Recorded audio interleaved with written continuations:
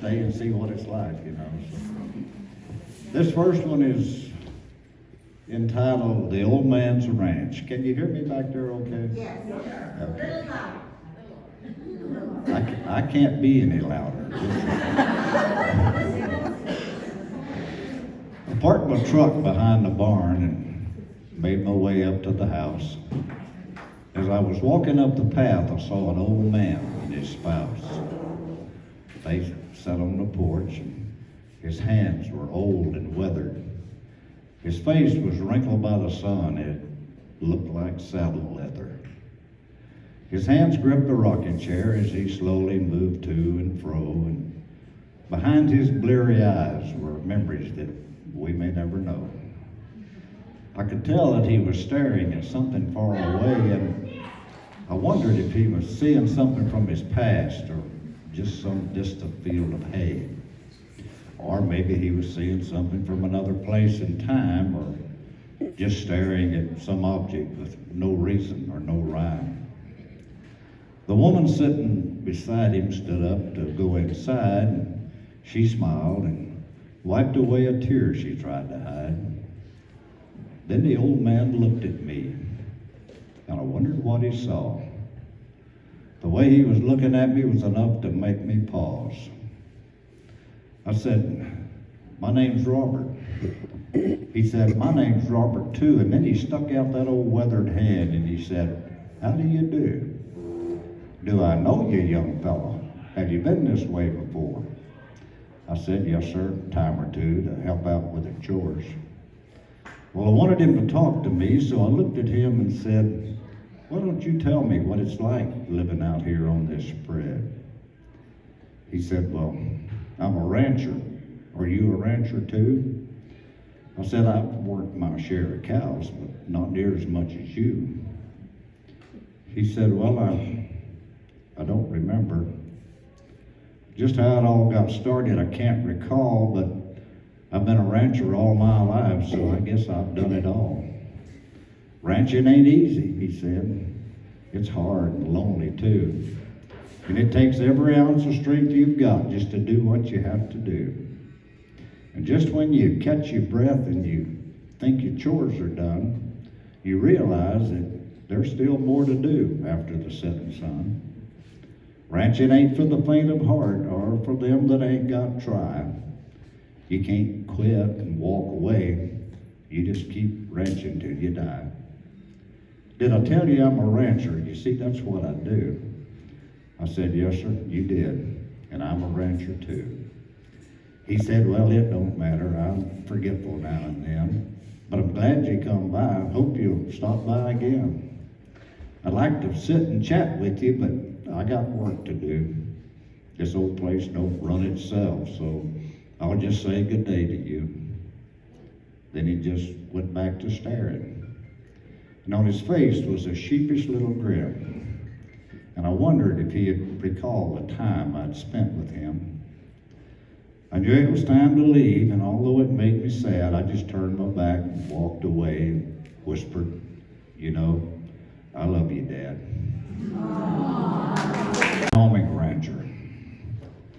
Jake, the Wyoming rancher, went out one day to fix a distant fence, and the wind was cold and gusting, and the clouds grew gray and dense. And just as he finished pounding in the last staple, he gathered up his tools to go. The temperature began to drop, and the wind started blowing snow. When he finally got back to his pickup, he sat there with a heavy heart. From the sound of that ignition, he knew it wouldn't start.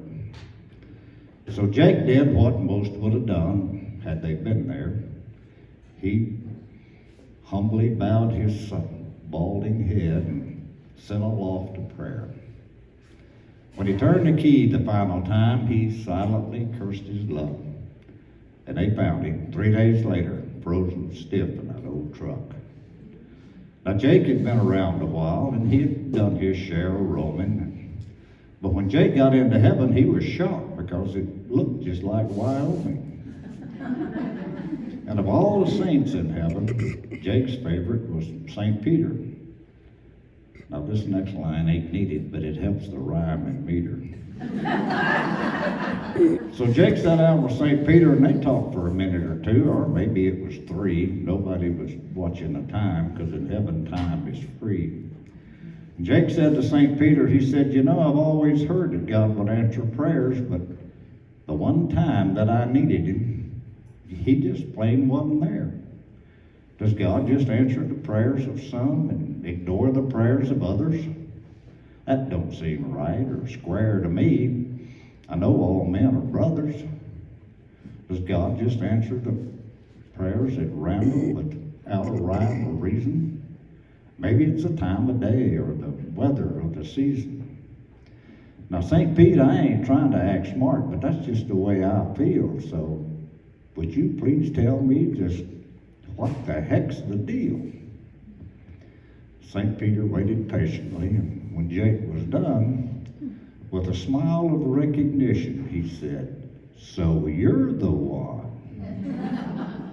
That time your truck wouldn't start, you sent your prayer flying when you caused us all a real bad time with hundreds of us trying.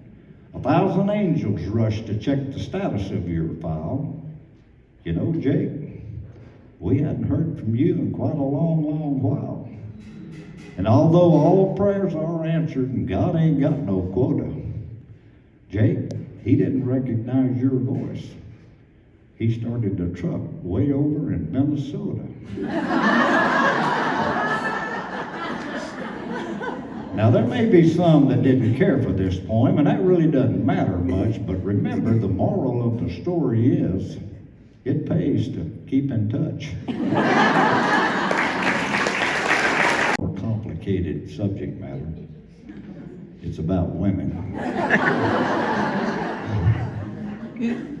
And this is strictly from my observations, but I have come to the conclusion that all women are born with a reciprocity gene buried in their DNA.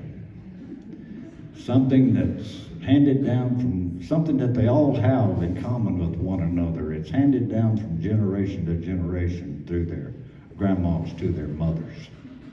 Now, it's not something that they use every day, but they do have to take it out every now and then. But it seems to emerge and kick into high gear long about Christmas time. And I think that gene has a silent alarm embedded in it, because just one morning, out of the blue, drawers are slamming, pans are banging, a mixer begins to whirl. The uninformed male brain in that household is thinking, what in the world is coming over that girl? Well, he finds her in the kitchen, mixing bowl, a mixer in hand. There's bakeware everywhere. The countertop is cluttered. There's flour in the floor and in her hair. There's fresh baked cookies and these cute little mini cakes. Then the light comes on in the uninformed male brain. That girl's getting herself ready so she can reciprocate. And then just automatically, out of the blue, there's a knock on the door. Good morning, Merry Christmas. I just made some little Christmas treats and, I just thought I ought to bring some over to you. Well, bless your heart. Come on in. I've got something for you too. And just like that, the race has begun. And the uninformed male brain didn't even hear the shot when they fired the starting gun. But for the next few days, it's back and forth, round and round. The ladies all in a tizzy, making candy bakes and cookies and pies and in a cookie baking frenzy. Back and forth, round and round. Honey, would you run these cookies down to Miss? Oh, now don't make a fuss. You know I've got to send her something because she brought some to us. Back and forth, round and round. Now, when Christmas is over, that gene will go back on the shelf. But they'll drag it back out again next Christmas because they just can't help themselves. And if this reciprocity system ever goes haywire and winds up in the courts, don't worry. Nobody will be convicted because the judge will throw it out with a ruling of, ladies, It was all self-inflicted.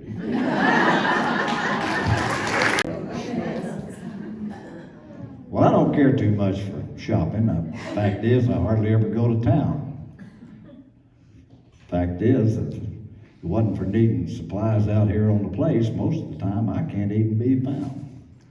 But today was the day that I needed to go, so I left the kids with their mom. But before I left, my wife said, "Would you pick me up a bra?" Well, without even thinking, I said, "Sure." How tough could that job be? I leaned over, kissed her goodbye, and told her I ought to be home by 3. Well, I'd finished up what I needed to do in town, and I was already starting to regret that I'd ever agreed to buy that thing. It was starting to make me sweat. But I walked across the street to that lady's store, and I pulled my hat down over my eyes because I didn't want to take a chance of being recognized. But I just walked straight in that front door, and I never hemmed or hawed. I just walked straight up to a sales clerk, and I said, "Ma'am, I'm here to buy a bra." Well, I heard this snickering behind me and turned around to see about 15 women in that store. They was all staring at me. The clerk said, "Well, what kind are you looking for?" Well, now, that kind of made me scratch my head because I'd only ever seen but just one. And, "Well, a bra's a bra," I said. Well, she gave me this disgusted look, and she said, "Well, sir, that's where you're wrong. Follow me," she said. Just like a dog, I trailed along. Well, she led me down this aisle where all these things was on display, and my jaw just hit the floor when I seen all that lingerie. She was showing me things that I'd never seen before. I thought I'd probably go crazy before I got out of that woman's store. They had one in there that you could wear for 18 hours. One that would cross your heart. One that would lift and separate. That wasn't even hardly the start. They had one that would make you think you wasn't even wearing one at all. Even had some you could train in. You know, like when you're first starting out and you're small. Well, I made my mind up right quick. I just picked a black lacy one, and I told the lady to bag it up because I figured that I was done. Then she said, "Well, what size does this need to be?" Well, now there I didn't hesitate because I knew that number by heart. I said 6 7/8. 6 7/8. She said, "Well, sir, that can't be right." I said, "Yes, ma'am, I'm positive. I just measured them last night." Well, that threw the lady into shock, took her totally by surprise. Of course, now she didn't know that my wife's bust was the same as my hat size.